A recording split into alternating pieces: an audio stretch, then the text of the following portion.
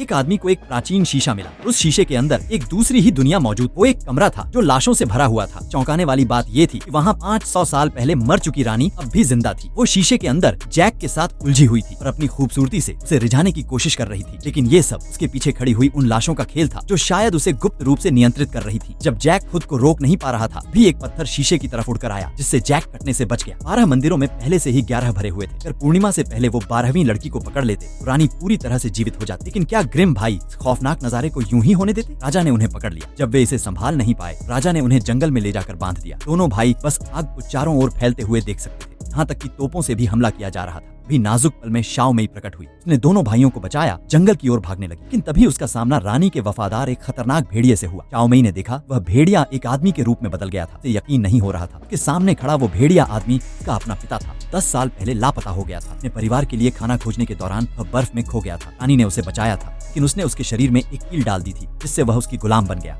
उसने शाओ मेई को नदी में धक्का दे दिया ताकि उसकी बेटी को आखिरी बलिदान बना सके। जब जैक उसे बचाने के लिए कूदने वाला था, भी शिकारी ने एक अंगूठी फेंकी, जिससे पानी तुरंत जम गया। जैक बस शाओ मेई को डूबते हुए देख सकता था। वहीं दूसरी ओर रानी जाग चुकी थी। उसने एक गहरी सांस ली और जंगल में लगी आग तुरंत बुझ गई। शिकारी रानी के पास 12वीं लड़की का खून लेकर पहुंचा। चांद धीरे धीरे साफ हो रहा था। जैक ने पूरी ताकत लगाकर टावर तक पहुंचने की कोशिश की, लेकिन तब तक देर हो चुकी थी। रानी पहले ही अपना मुकुट पहन चुकी थी। उस अंगूठी में एक विशाल जादू भरा हुआ था। जैक ने चाकू उठाया और अंगूठी काट दी, लेकिन रानी का हाथ दीवार से चिपक गया। भी भाई विल ऊपर चढ़कर आया। रानी ने खुद को फिर से जीवित करने की कोशिश की, लेकिन वो वहीं अटक गई। रानी ने वहां मौजूद सभी हथियारों पर नियंत्रण पा लिया था। उसे रोकने का बस एक ही तरीका था, किसी एक की बलि। जैसे ही समय पूरा हुआ, 500 साल से मृत रानी ने अपनी सुंदरता फिर से प्राप्त कर ली। उसने देखा कि उसका भाई उसे रोकने की कोशिश कर रहा है, भी उसने खुद ही हार मान ली। जैसे ही खंजर ने उसके दिल को चीर दिया, सारा जादू खत्म हो गया। जैक ने कुल्हाड़ी उठाई और शीशा तोड़ दिया। रानी शीशे के सबसे बड़े टुकड़े में फंस गई। तभी शिकारी भी जाग गया और रानी पूरी तरह गायब हो गई। अंत में रानी का सारा जादू खत्म हो गया। ग्रिम भाई सुरक्षित बच निकले। उन्होंने उन 12 लड़कियों को बचा लिया जो लापता हो गई थी। इसके बाद वे पूरे कस्बे के हीरो बन गए।